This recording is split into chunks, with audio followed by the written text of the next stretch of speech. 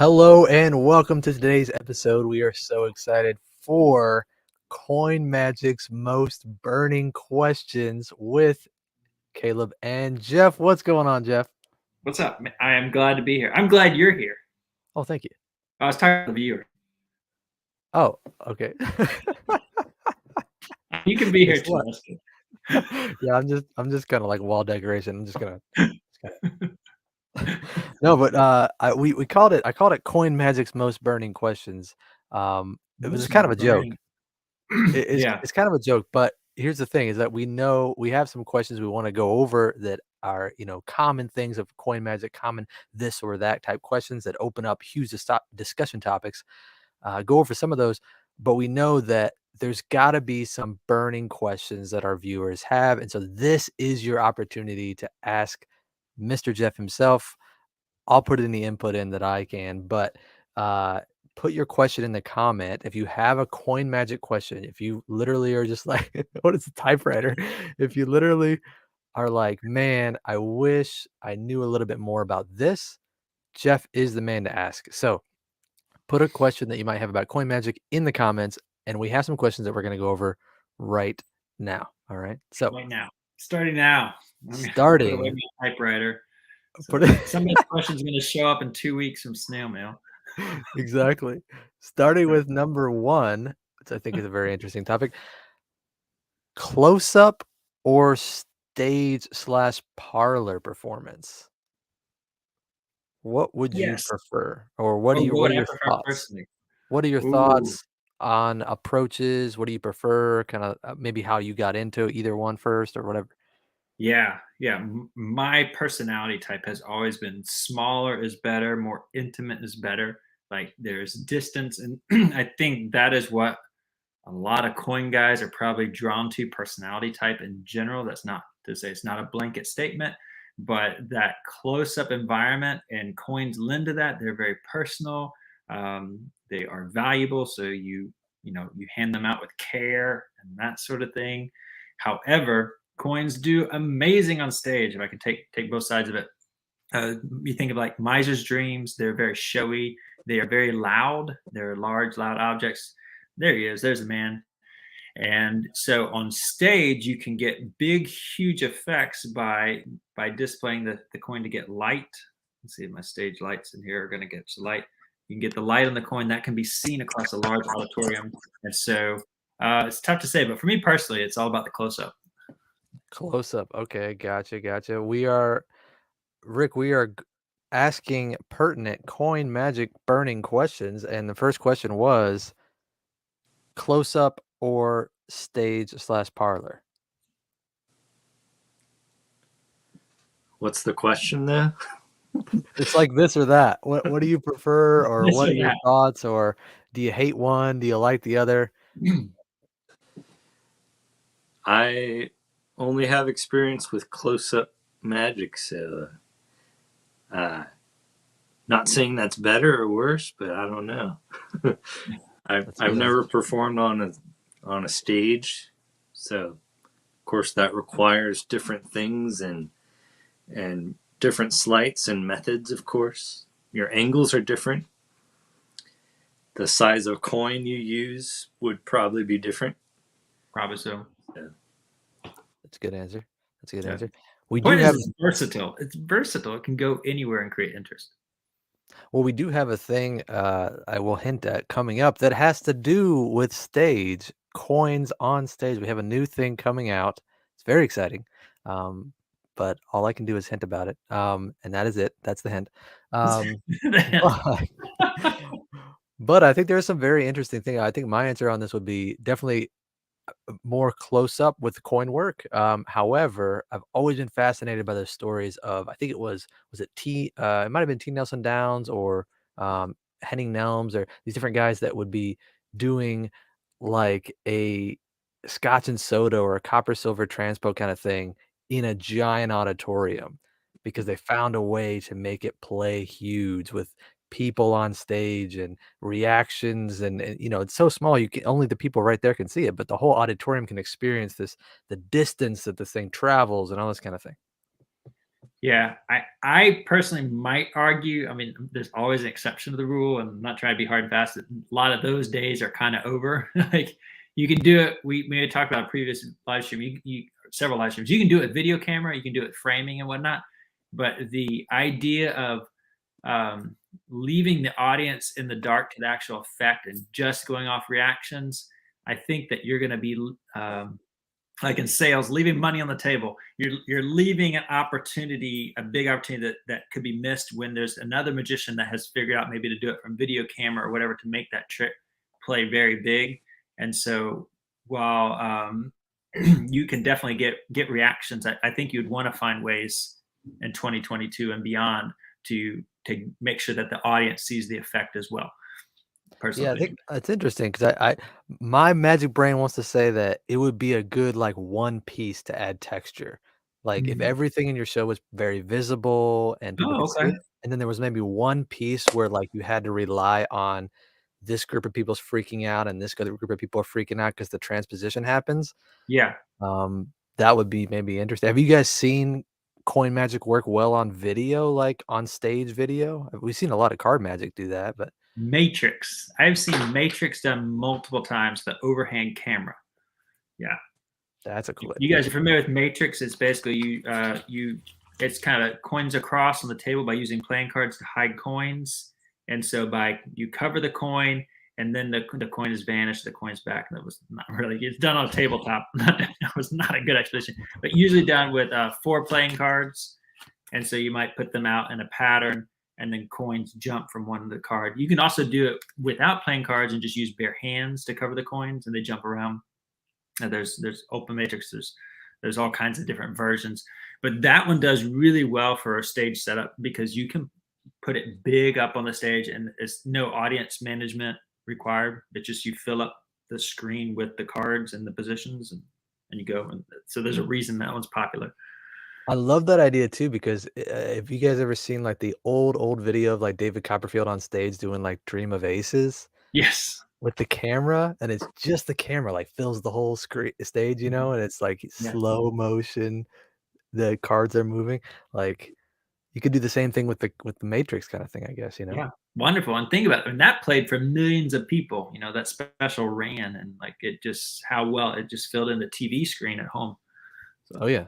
So but just back to that idea of texture, you know, you don't really want a whole show that's just like no audio and on camera maybe, yeah, but that idea of playing with textures, unless your Shin Lim has a really good aesthetic going on where it's just beautiful visual magic, you know? yeah, Um, some guys can pull it off, and again, sometimes on some of this is my opinions of what I would prefer not to of do, course. but, I mean, yeah, let's not I haven't seen Shin's Vegas show, but I've I know seen me neither. him and I've seen others perform entire shows, on video, and Yeah. and the audience loved it, but Yeah, there's I always think exceptions. yeah, there's always exceptions, and, but I again, I think that there could be more to it.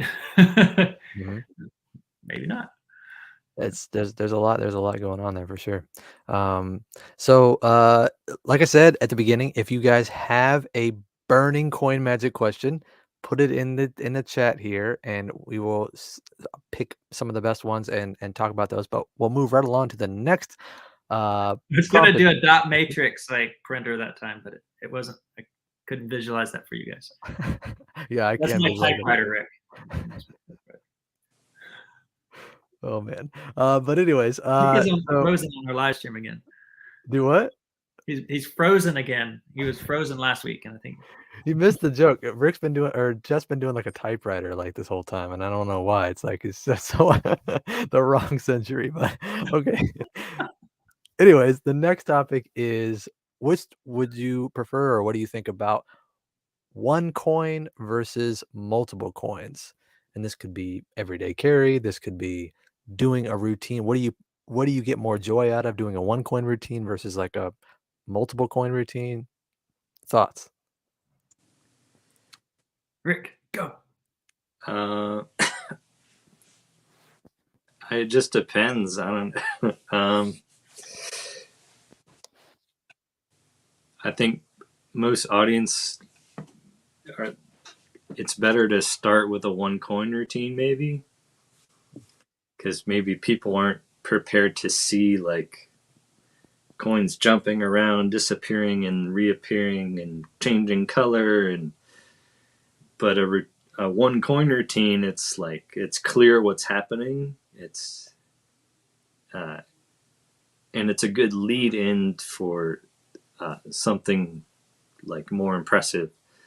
A lot of times, I'd say with most magic, people are not really ready for what you want to show. So it's hard for magicians to think like this, but you're almost always better off doing something quick and simple.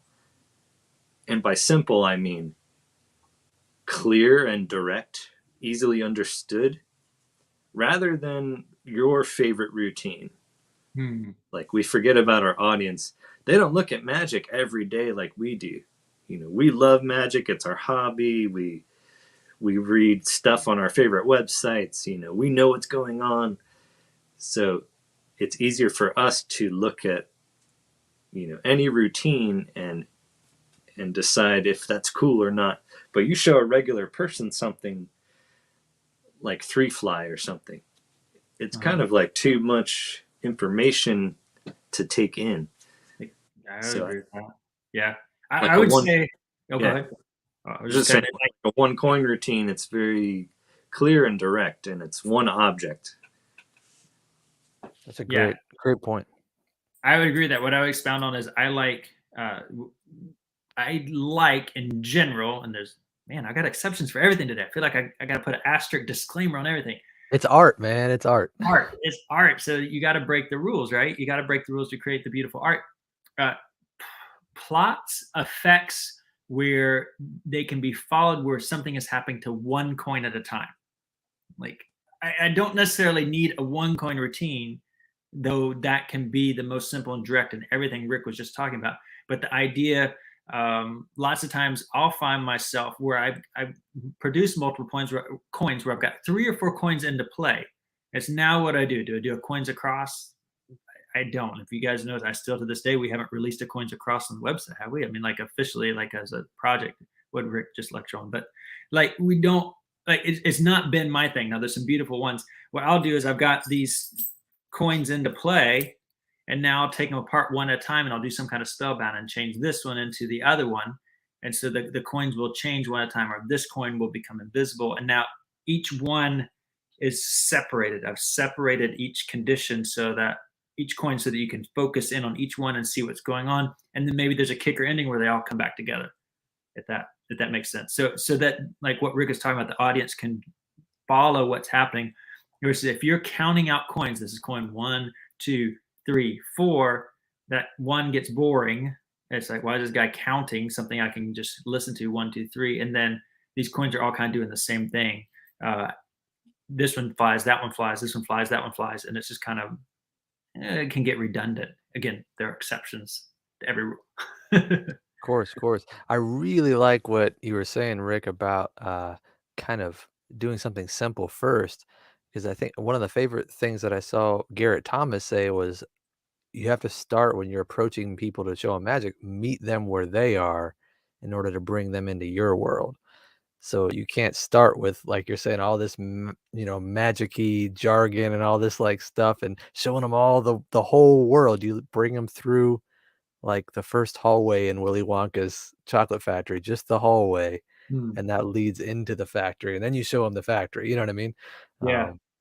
So that's, Man, that's cool. yeah. And I think good teachers that I've learned from, that's how they approach the subject in college or school. For example, I mean, again, this is just, people help me.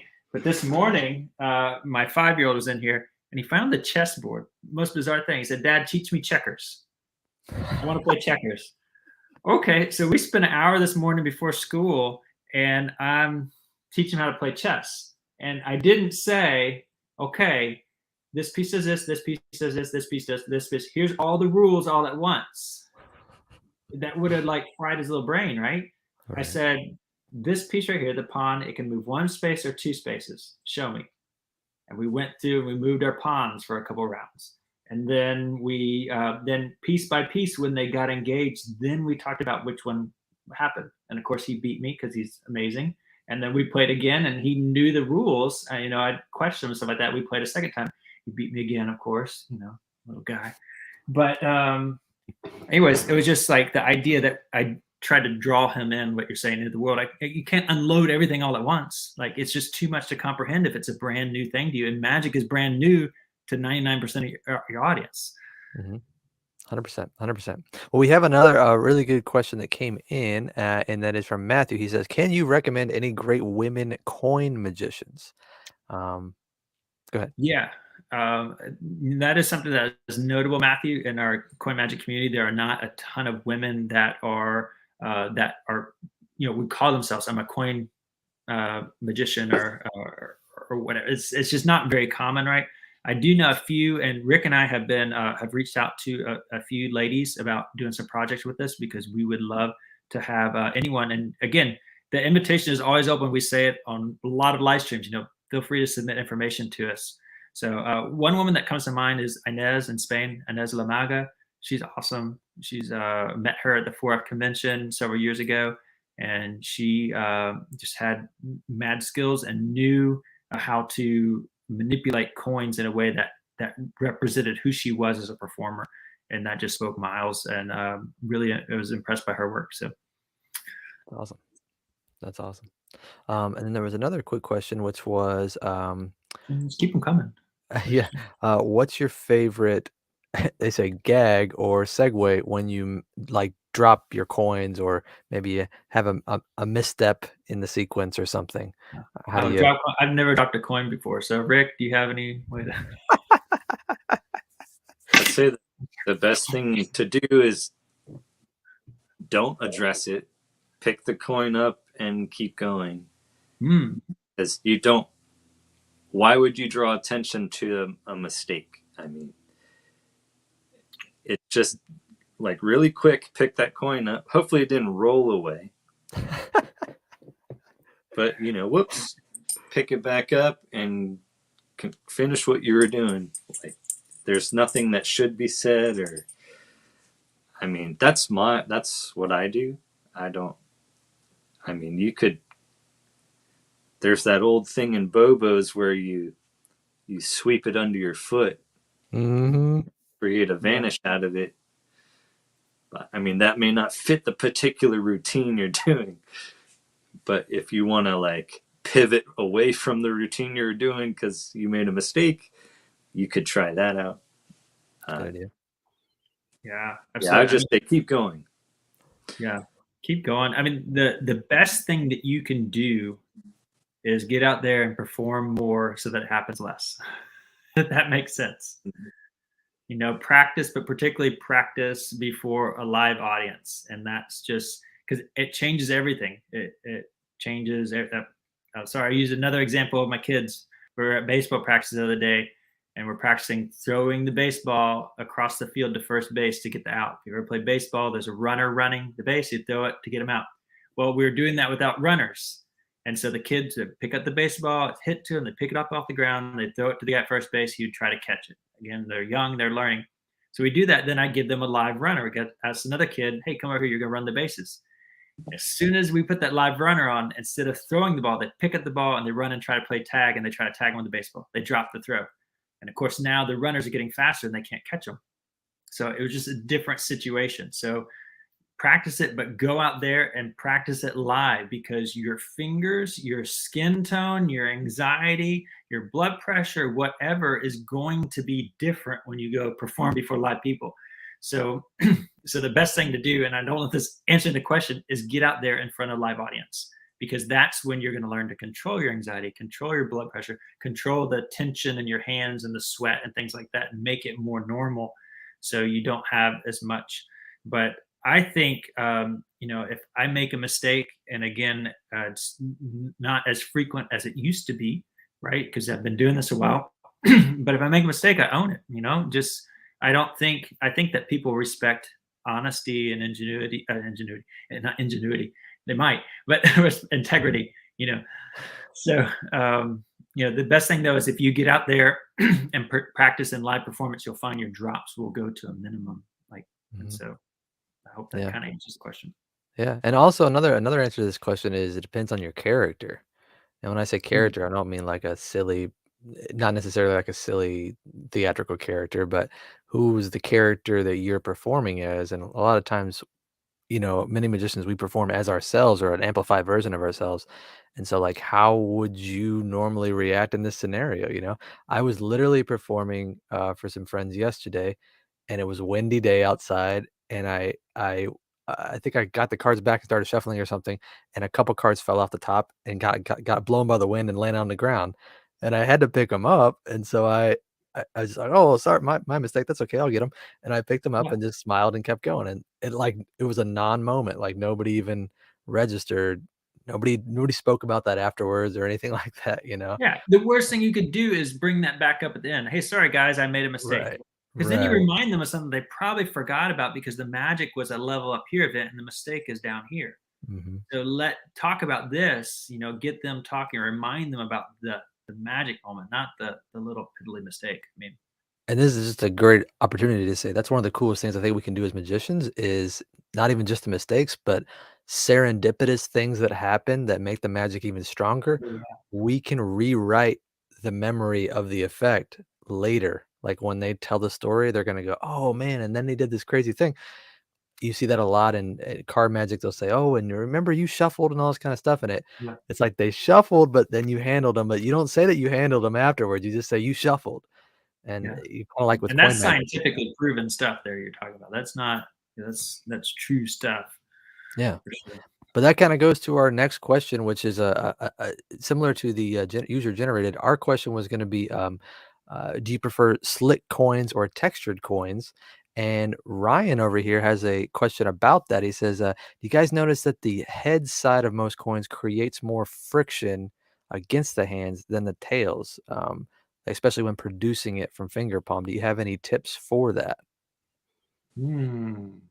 That is interesting. The head side of the tail of most coins. Yeah, I guess it would depend a little bit on the coins because Mhm. sometimes I want to say on a Kennedy clad, the tail side is as a bigger eagle compared to Kennedy's face. And I don't have a Kennedy on me, but I do have a Walking Liberty half here, so I was thinking the eagle. Lots of times feel like I feel like a lot of times, and I match a lot of coins that and the coin sets I'm creating. Again, coins are personal and they go different places.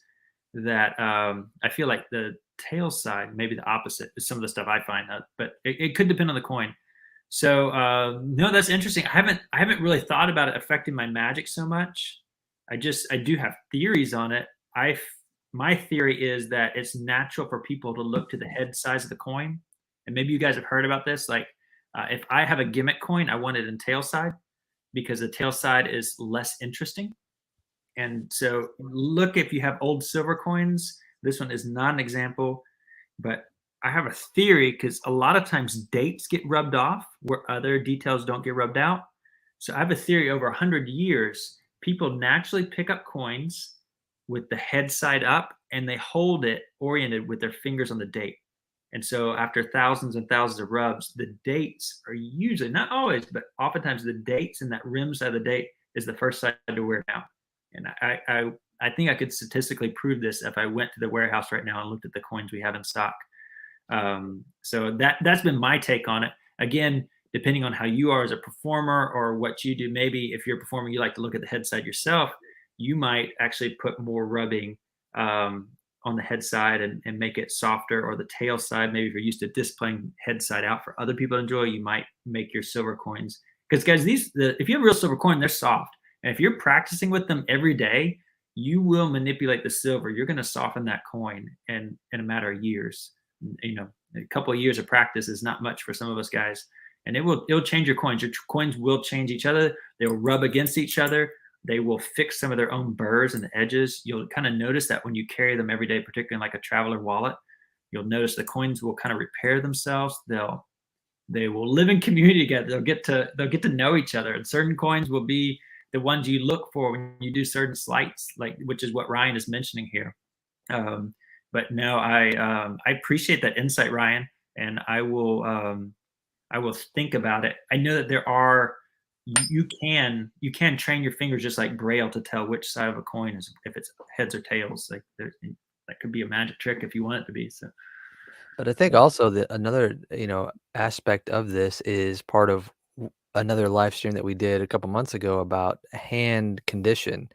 And mm, so if your hands are really sweaty, that's going to affect, what you're doing. And if they're just kind of like, I mean, I don't, I guess everybody has preferences, but I kind of prefer mine to not be too tacky, but not too dry. It's like that nice middle point where the coins will slide and everything, feels like it's smooth in and out of palms and things. yeah, absolutely. I mean, some guys want their coins as slick as possible. Like they're just, if you've ever felt two very worn silver coins, they're kind of like magnets almost. They can magnetize, particularly like an old Barber $half. Those suckers will get so slick. And for me personally, I would rather have a little bit of texture. I don't do a lot of effects that require my coins to be so silent. And so that's why I do. And I perform a lot, and I filmed a lot with peace dollars. And I know Rick has some thoughts on peace dollars now, because I got him interested in them, if I remember correctly. That have a nice weight and feel, and a good texture, and they still got amazing silver content. Rick, you got any thoughts? Yeah, with the peace dollar, like I had one peace dollar I kept on my desk, and it would be like my fidget coin if I was at the computer. Mm. And then Jeff did inspire me to. I think we were at Magic Live, like 2018. Oh gosh, yeah. And that was the first time I kind of like, I don't know. Jeff was performing with peace dollars, and that was the first time I kind of held a stack of them, and they're much less circulated than the Morgan dollars, while still being somewhat worn down and smooth, but they just have a certain feel to them. They're like slightly more chunky. Yeah. And like the majority of them are still pretty like untarnished. Mm-hmm. So they have that it's like a bright silver. This is a Kennedy. Which is what they don't photograph as well. They don't. Yeah. In my opinion. But yeah, so you may not see them advertised as much or as desirable. I don't mean to jump on you there, but when you feel them, your hands know the difference. Yeah. Recently, I've been playing with 64 Kennedys. Nice. Because I probably put too much thought into this, but I'm like a coin nerd, so it's your job. But I feel like this is the Goldilocks coin. Because it's silver, which we like real silver, but it's the most recent silver coin. So President Kennedy's still pretty recognizable. Sure. And you don't have to answer that question of like, why are you using 100-year-old coin? Like people automatically assume that they're super valuable. And I mean, they have, more value than a dollar, a dollar coin. But they don't understand like the numismatic valuation of coins. But you don't have to answer that question with this coin. And also you get the advantage of nice sharp rim for palming. Yeah. The only disadvantage is they're not smooth. Yeah, they're pretty loud. But like Jeff said, that depends on the routine and whether or not you need that feature. But I mean, with enough practice, you don't need that feature. You can palm these pretty silently with enough practice. He just did that right over the microphone. But yeah, lately I've been just using these Kennedys because, like, I feel like for everyday magic, like you're out and about or whatever, silver dollars can kind of feel too formal or too showy. So a $50 coin is kind of more, it's as impromptu as you can get. because Okay. I don't really want to perform with quarters. But like I said, pulling out silver dollars, it's kind of like, remember, going back to the point of like performing for normal people, they're not used to seeing coins. So Yeah. you pull out some silver dollars, they're like, whoa, whoa, what are you doing? Like, what? Like you're putting on a show here? Yeah. It almost looks like a gag. Well, this is interesting because it's like we were saying at the beginning. Like part of the art is that like my preference would actually be quarters or Right. uh or like a really obscure coin because then I can tell a story about, like we have the tiger tan. I have like a coin uncirculated from the UK and I talk about the UK when I do this routine and stuff like that. And then I think Jeff, you're probably going to say that you like to do silver dollars, right? Yeah. Yeah. Even I take take into account everything you guys said. I still a silver dollar is the right coin for my hands. And so most of the time the slides are going to hit better or my hands are going to look more natural if I have the large coin. So, there's a give and take everywhere, right? And I But agree with what you're saying about the quarters. And so, like, I've been toying around with quarters here recently for several reasons. that's why I mentioned like this is the Goldilocks. Like Mm. there's advantages and Oh disadvantages. yeah. Well, yeah. Quarters, silver. But this is like it sits right there in the middle of all those advantages and disadvantages, and it's like, man, the more I think about it, the more I like this specific coin because Yeah. it's as I impromptu mean, as you can get, but I'm still working with silver, and yeah. the recognizable and one of the most popular presidents. So Yeah.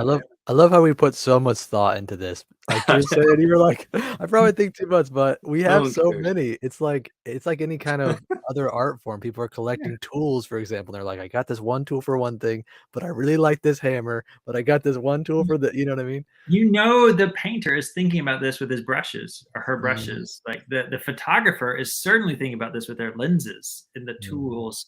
And so thankfully for us, like our coins they're a lot more affordable than some of these new fancy paintbrushes or camera lenses. Our tools mhm. are very very affordable, you think in perspective wise. Well, let me jump to another. We got a couple quick questions. Yeah, We're we got some great questions came in. about to run out of time, so I want to Cool. hit some of these questions real quick. Any real quick, any good references for routines with flipper coins? Routines. I know Kainoa Harbottle has a pamphlet. There's a lot of ideas out there. Eric Jones has a lot of good work that's a little more modern in the hands of spectators. That's Troy freaking Troy Hoosier. Hoosier. Got good night. All right. Miss Troy Hoosier. Yeah. Let me do another question here, and Rick, I want to bounce this to you because you mentioned this in the live stream as a really good topic here. Real quick, how do you do copper silver without confusing the audience? You had a really good tip in your live lecture we did last week. Oh yeah. Yeah, so in the lecture I mentioned uh, having an alternate setup. So this was at the end of the lecture after I taught like all these routines with this one setup where most of the coins begin in a coin purse. But the alternate setup was like in your left pocket you have a single copper coin, in your right pocket a single silver coin, and then the coin purse has all the rest. But and then I showed a copper silver transposition, and it begins by taking out the copper coin. You show that front and back, and then it remains in your hand, and your hand closes. Then with your other hand, you take out the silver coin from the opposite pocket, and then you apparently give that to the spectator.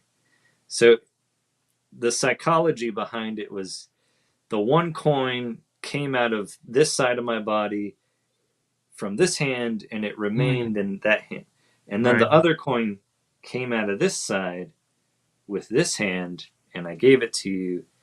So we're putting some separation and separating the space where the coins are, because a lot of those routines they'll begin by you show the spectator a copper coin and a silver coin at the same time, and then you might even put both of them in their hands and then and then they close their hands, and then you take one out, and there's tons of variations, but Yeah. at the end of the routine, you might not get the reaction you want, or maybe any reaction, because the spectator's trying to remember, like, oh, where did he have the silver? Mm-hmm. And like, where was, So the point in the lecture I was trying to make was, well, this goes for any transposition. If you want it to hit, you better make sure the conditions are clear, because the whole point of magic is this gap from the beginning condition and then the ending condition. The Scadio. Yeah. You better make sure that the first part is understood crystal clear, or else there will be no effect. I think I heard this of an analogy of it. They said if you're gonna turn an apple into an orange, make sure they know it's an apple. Yeah. It's very important. Yeah. So Very that's good stuff. brilliant answer to that question. And that for your lecture is available. Rick just did that last week, and it got stellar reviews. So we just popped the link up there. Check it out. If you just go to copelandcoins.com, it'll be the first thing to pop up. The lecture is full of information like that, and the reviews are coming back in super duper strong, all over the interwebs. Well, we got 2 more quick questions before we wrap up here. Rapid fire. What's the best close-up pad for coin magic? I've always used Pat's Mats. Somebody asked me this today. It's under the computer here. I wish I could pull it up for you. Patrick Przecki has some good stuff. His is just, it's everyday use stuff. He has some higher end stuff out there, and there are some you could spend hundreds of dollars on. But a basic Pat's Mat is handmade and seems to last a lifetime so far. Me too. I will add that I don't have it right here. It's downstairs by the TV, because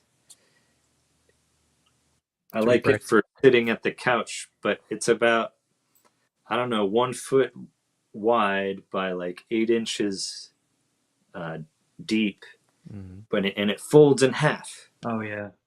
So he has regular mats, which I got one right here.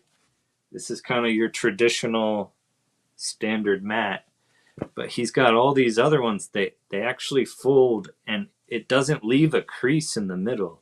Yeah. So you can throw it in your backpack or whatever, and as long as you have a tabletop, you just unfold it.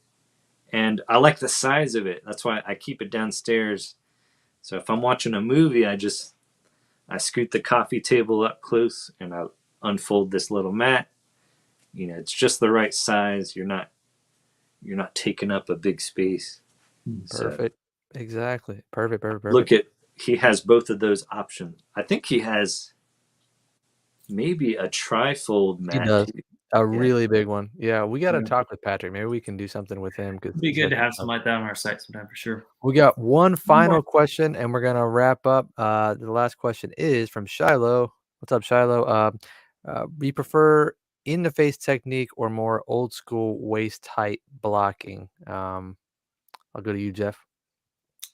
Practice modern-day eye-level in-your-face technique or more old school. Is he talking about like edge grip type stuff, or I think he's talking like maybe like in-your-face, like David Blaine style, versus like Gary Kurtz, like stand-up type style, like a little bit of distance. That's how I understood the question. Okay, Charlotte, you can clarify if we're not getting that there, but I'm a hybrid for sure. Like, I mean, I get up close, I step away, like it's a dance. It has to be the right environment. So I am going to be, using a lot of body language to block. I use my forearms a lot to block. I will make that right there. My right hand is Down's palm, and so I'll justify example here. So I can come here, then produce.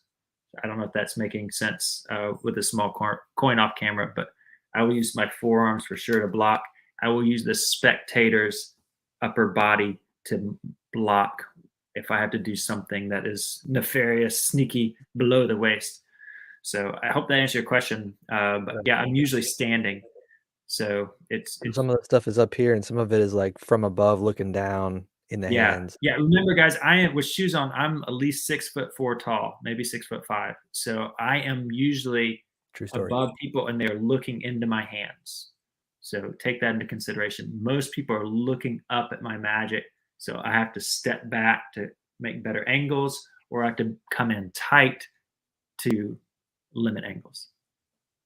Amazing. Amazing. Well, that was our final question. Thank you guys so much for being a part. Once again, that lecture is available now. We got that link in there, so go check that out. And we look forward to seeing you next time. Go make beautiful magic.